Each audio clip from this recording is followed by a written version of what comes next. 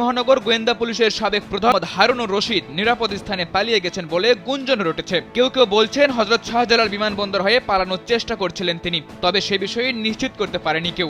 অবশ্য এর আগে তিনি পুলিশ সদর দপ্তরের দেয়াল টপকে পালিয়ে যান বলে খবর চাওয়া হয়। পুলিশ সদর দপ্তরের একটি সূত্র জানিয়েছে, প্রধানমন্ত্রী শেখ হাসিনা দেশ ত্যাগের খবর জানার পর শাহবাগে লোকজনের সংখ্যা বাড়তে থাকে। এর আগে হারুন দিনভর আইজিপির সঙ্গেই ছিলেন, কিন্তু শেখ হাসিনার দেশ ত্যাগের খবর পাওয়ার পর থেকে ওয়্যারলেসে তিনি কোনো নির্দেশনা দেননি। শেষে দুপুরে ডিবির হারুন পুলিশ সদর দপ্তর থেকে পালানোর চেষ্টা করেন। তিনি পুলিশ সদর দপ্তরের পূর্ব পাশে থাকা সিটি কর্পোরেশনের সীমানার দেয়াল টপকে সেদিকে চলে যান, তবে তার পরনে বাহিনীর পোশাক ছিল না বলে সূত্রে জানা গেছে। এবার ব্যাংকও আপনার হাতের মুঠোয়। Balance transfer, mobile recharge, bill pay থেকে শুরু করে যা চান সব হবে এক মুহূর্তে। NRBC planet. আরেকটি সূত্র জানিয়েছে, হারুন পুলিশ সদর দপ্তর থেকে বের হয়ে সোজা চলে যান হযরত শাহজালাল বিমানবন্দরে।